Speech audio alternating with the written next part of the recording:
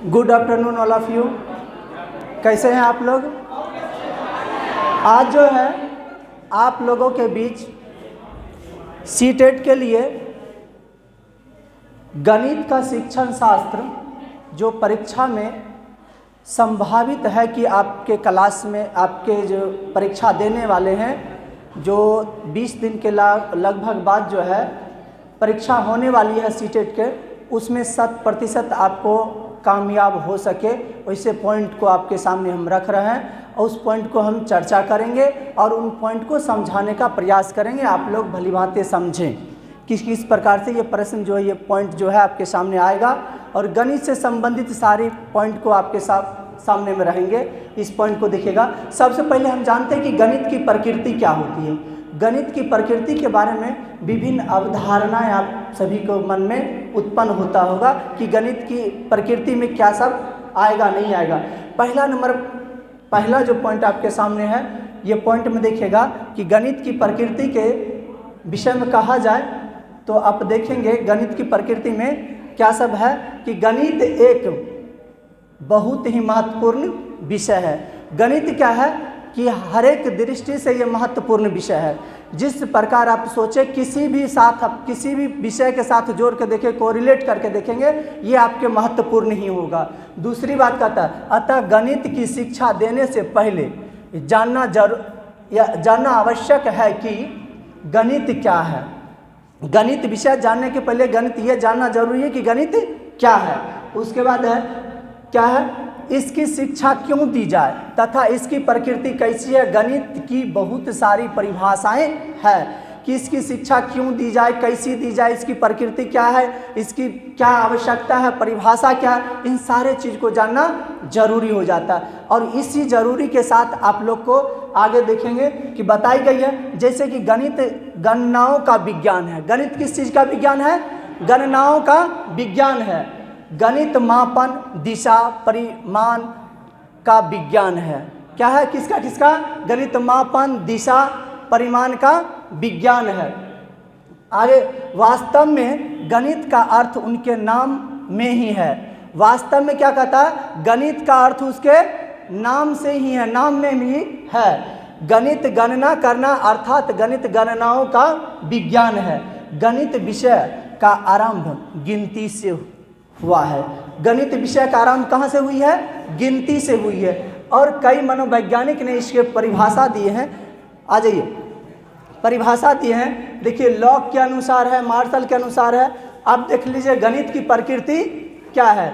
गणित की प्रकृति क्या है इसको आप समझेंगे कि गणित की प्रकृति के बहुत सारे पॉइंट है। यही प्रकृति आपके विकल्प में आएंगे जब सीटेट परीक्षा देंगे या सीटेट अभी प्रीवियस ईयर का आप लोग सेट बनाएंगे तो उस सेट में आप देखेंगे कि ये इससे मिलता जुलता आपको प्रकृति जो होगा गणित की ये मिल जाएगा। आगे चलेंगे तो एनसीएफ जो इसके अकॉर्डिंग क्या क्या कहे गए गणित के विषय में, ये सारा चीज़ आपको मिलेंगे।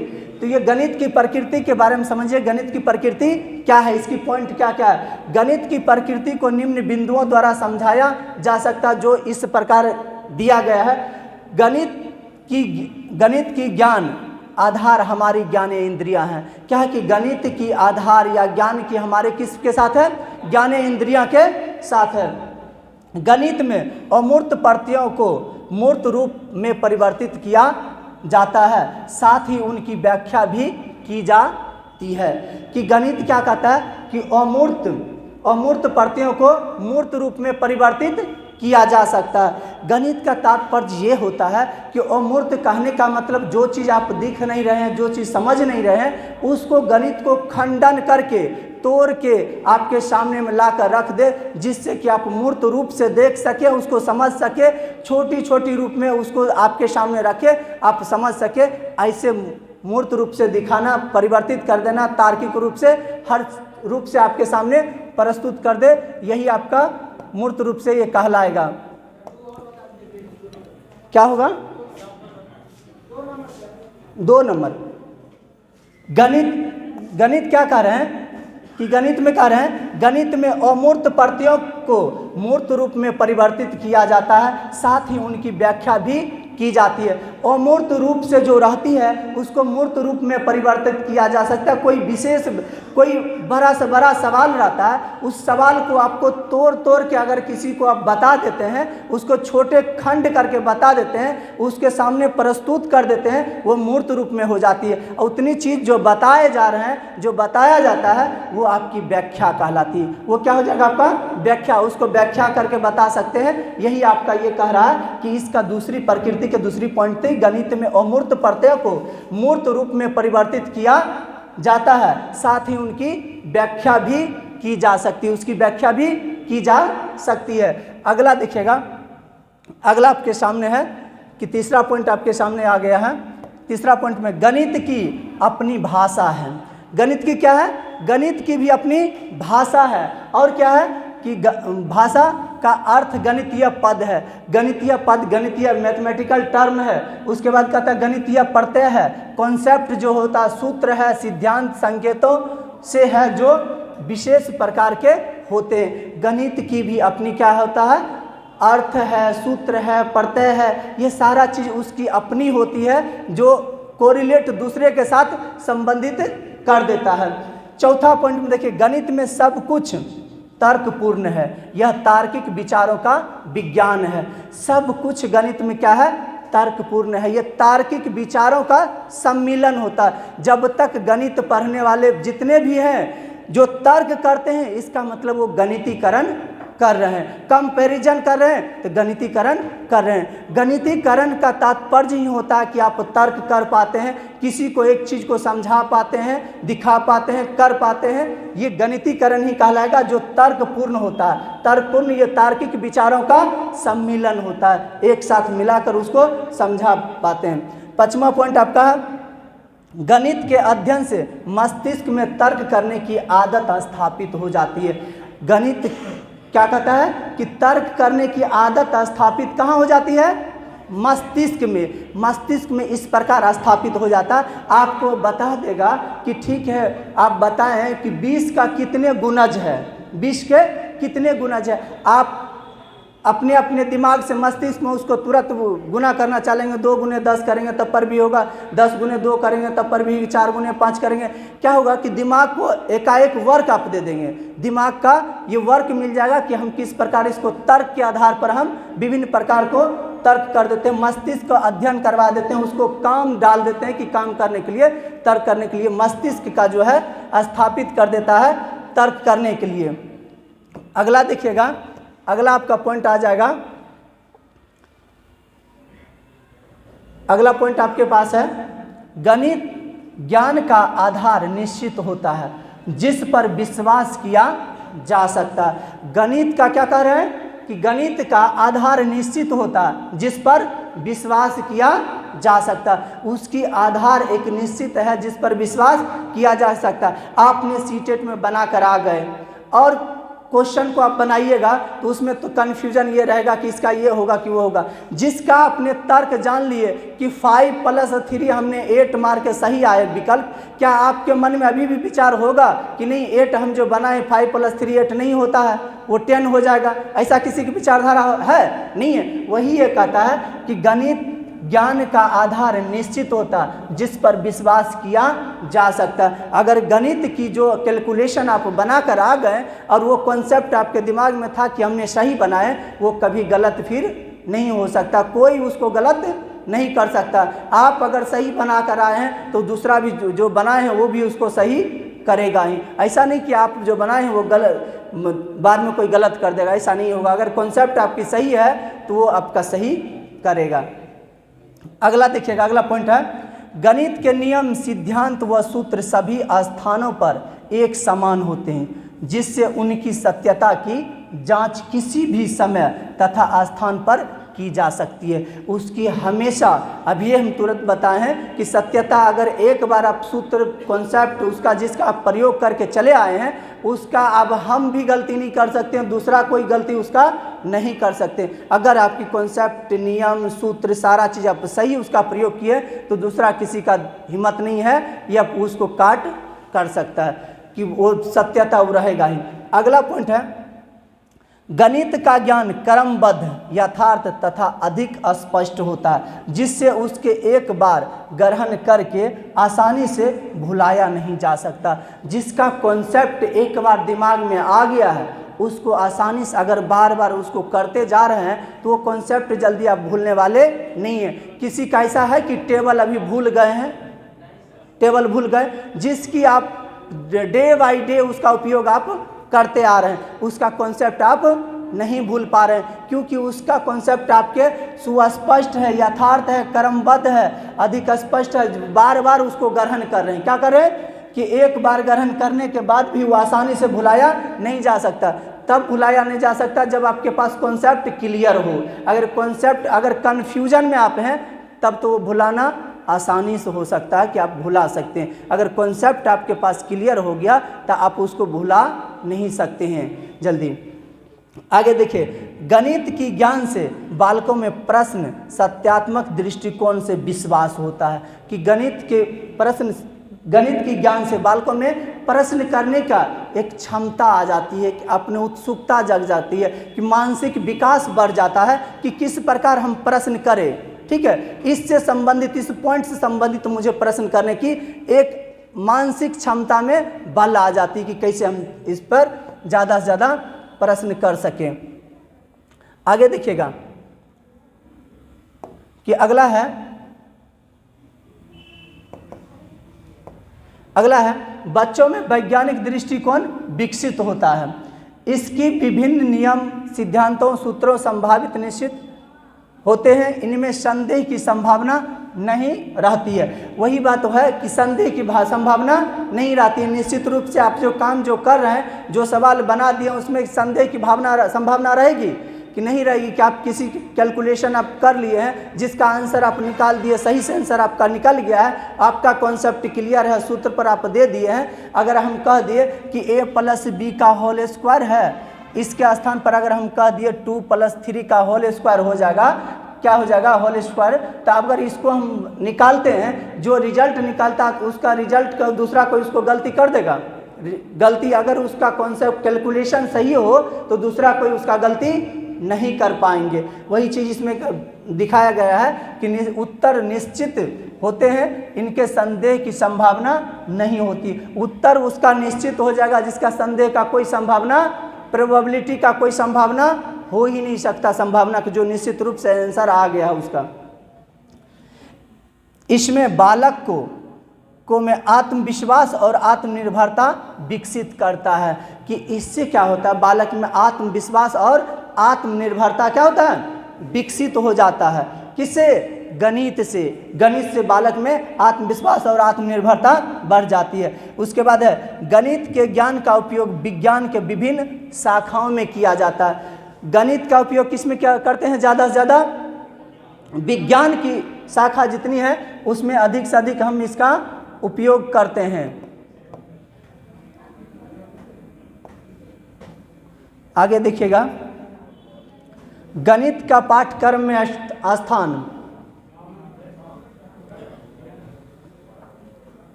इसको देख लीजिए, किसी भी विषय का शिक्षा में स्थान इस बात पर निर्भर करता है कि वह विषय शिक्षा के उद्देश्यों को पूरा करने में कितना सहायक है। ठीक है, प्राचीन काल से ही गणित विषय शिक्षा के उद्देश्यों को पूर्ति में सहायक रहा है। स्कूल में कोठारी आयोग ने उच्च माध्यमिक या 10वीं कक्षा तक के गणित में एक अनिवार्य विषय के रूप में रखने को कहा है। क्या कहता है कि कोठारी आयोग ने, कोठारी कमीशन ने, उन्होंने बोला है कि 10वीं तक के कक्षा में गणित विषय के अनिवार्य विषय का रखने के लिए, अनिवार्य करने के लिए कहा गया है। समान शिक्षा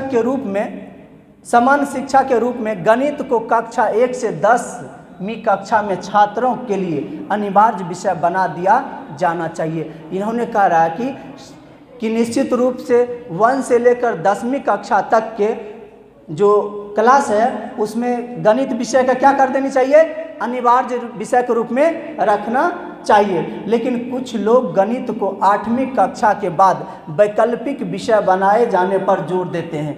इसके खिलाफ विभिन्न कारण दिए गए हैं। इसका कारण क्या है कि इसका कारण विभिन्न कारण दिया गया है, लेकिन इसका कोठारी आयोग का कहना था कि 10वीं कक्षा तक के गणित विषय को अनिवार्य विषय बना देनी चाहिए। लेकिन कुछ लोगों का ये कहना है कि नहीं, इसको 8वीं विषय तक रहना चाहिए, उसके बाद वैकल्पिक विषय के रूप में इसको रख देनी चाहिए।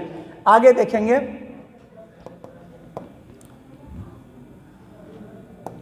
आगे देखिएगा,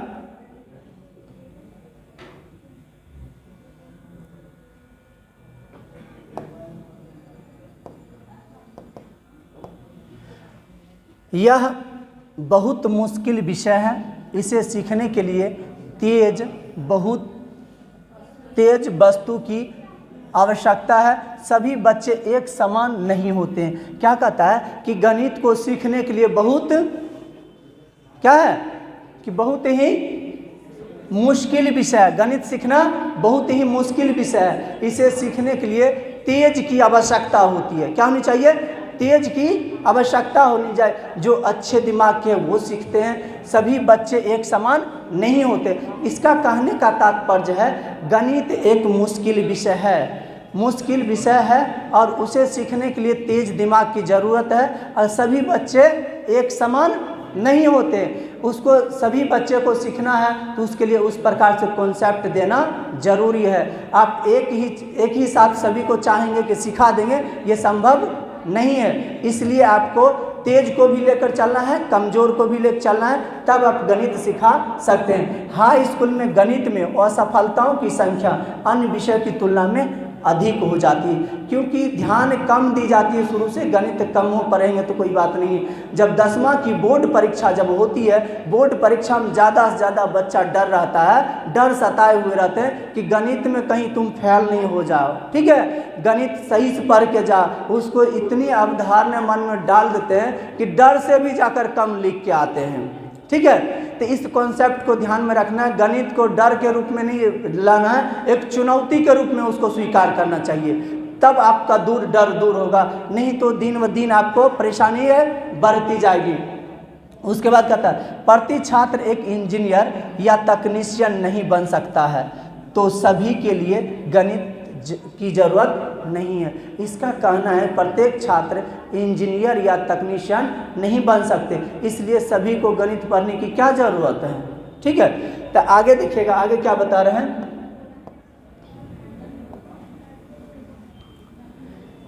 अनिवार्य विषय बनाने के लिए,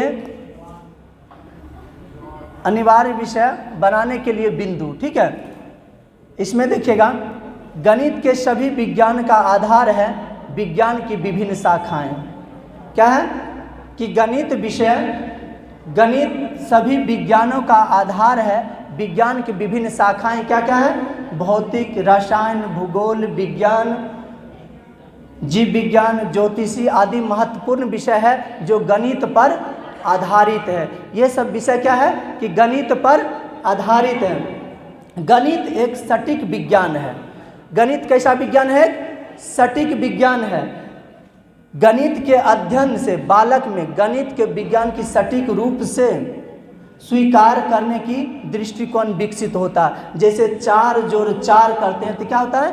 8 होता है। 4 जोड़ 4 करेंगे तो 8। इसको कोई नहीं बोल सकता 7 या 3 नहीं हो सकता। 7 या 3 कोई इसको नहीं बोलेगा। जिसको ये पता है वो 7 या 3 नहीं बोलेगा।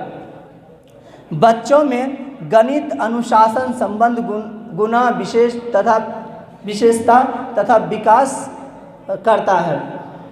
गणित तार्किक दृष्टिकोण उत्पन्न करता है। गणितीय समस्याओं को हल करने के लिए बच्चे को तर्क संगत सोचना पड़ता है, जिससे बच्चे में बौद्धिक विकास पर प्रभाव पड़ता है एवं उसकी मानसिक क्षमताओं का भी विकास होता है।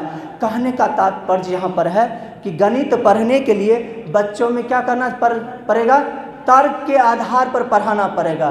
तर्क के आधार पर एक को खेल खिलाएंगे, दूसरे को खेल खिलाने के लिए तरीका सिखाएंगे कि तर्क कैसे कैसे तर्क करेंगे। तब उसकी विशेषता, उसकी समस्या को जानने के बाद उसके विभिन्न बच्चों को तर्क संगत सोचना पड़ता है। सोचने के बाद क्या हो जाएगा उसका कि मानसिक विकास का डेवलप हो जाएगा। वो मानसिक दिमाग पर वो जोर देगा कि कैसे हम सीखना, कैसे वो सीख गए हैं, इस चीज़ को उसको सीखना पड़ेगा। आगे देखेंगे,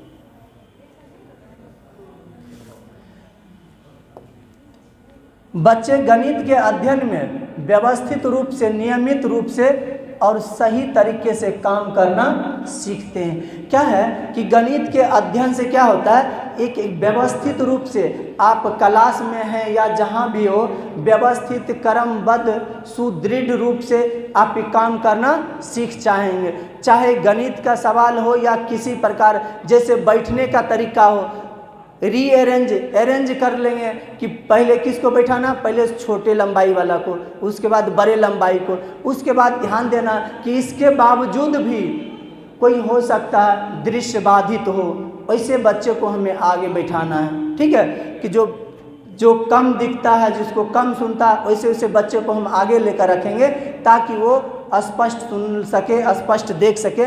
ये भी सुदृढ़ करना, ये इसके माध्यम से आप कर सकते हैं कि व्यवस्थित तरीके से। गणित का ज्ञान चरित्र निर्माण एवं नैतिकता के विकास में सहायक होता है। गणित की भाषा सार्वभौमिक है। गणित की भाषा क्या है कि सार्वभौमिक है, और इसको क्या करा, चरित्र निर्माण, नैतिकता विकास में इसका योगदान है। क्योंकि मानसिक विकास अगर अच्छे डेवलप कर रहे हैं, अच्छे आपका हो रहा है, तो आपका अच्छे से अच्छा आपका चरित्र भी विकास हो जाएगा, नैतिकता भी विकास अच्छे ढंग से हो जाएगा, और गणितीय भाषा में सार्वभौमिकता भी लाया जा सकता है।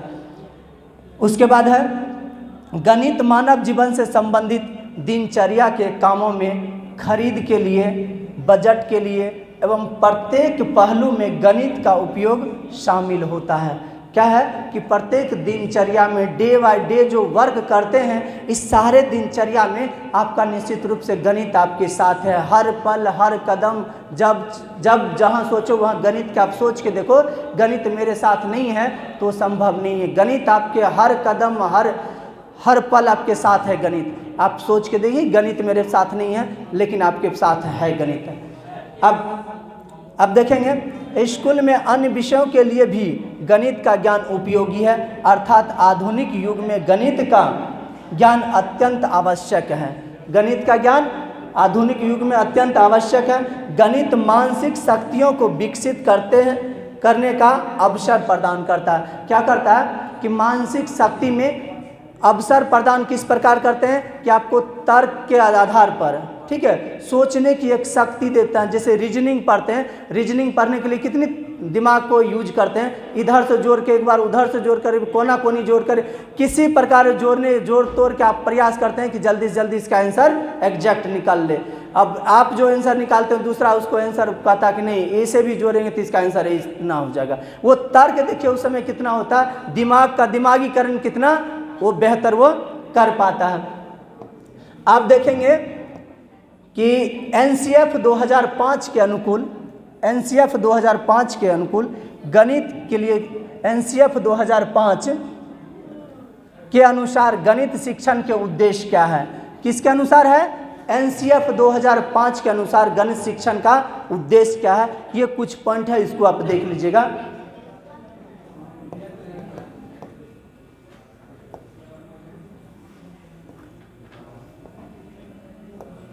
इसमें कह रहा है कि पहला पॉइंट है, गणित को बच्चे एक ऐसा विषय माने जिस पर भी बात कर सके, आपस में जिस पर चर्चा कर सकते हैं, जिस पर साथ साथ काम कर सकते हैं। कहता है गणित को बच्चे एक ऐसा विषय माने जिस पर बच्चे बात कर सकते, चर्चा कर सके, ठीक है, चर्चा कर सके और साथ साथ काम कर सके। कि गणित के माध्यम से आप, कि एनसीएफ 2005 प्रमुखता से इसलिए लाया गया था कि 2005 गणित में ये कह रहा कि बच्चे को उबाऊ और नीरस जिंदगी में नहीं लाना चाहिए।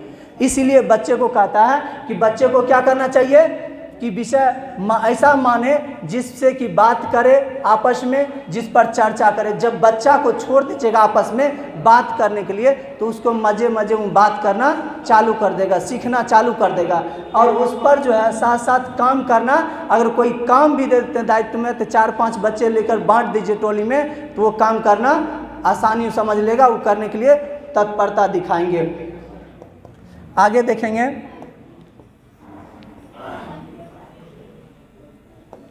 आगे है बच्चे गणित से डरने के बजाय उसका आनंद उठाएं। गणित की बेहतर शिक्षा का हक हर बच्चे का हो। ये किसका कथन है? ये एनसीएफ के अनुसार ये कहा गया है, बच्चे डरने के बजाय उसमें क्या करना चाहिए? उसमें आनंद ले। किसमें? गणित में ज़्यादा से ज़्यादा आनंद ले, आनंद उठाएं। अगला पॉइंट है आपका कि बच्चे महत्वपूर्ण गणित सीखे। गणित में सूत्र यांत्रिक प्रक्रियाओं से आगे भी बहुत कुछ है। सूत्र सीखे, उसके बाद भी क्या कहते हैं, बहुत सारा प्रक्रिया, यांत्रिक प्रक्रिया भी इसमें बहुत सारा है, उसको भी सीखें। बच्चे सार्थक समस्या उठाएं और उन्हें हल करें। सार्थक समस्या को उठाएं और उसको हल करके आगे बढ़ें। अगला है कि गणित की शिक्षा से बच्चों में तर्क करने, सोचने की अमूर्त चिंतन तथा समस्या समाधान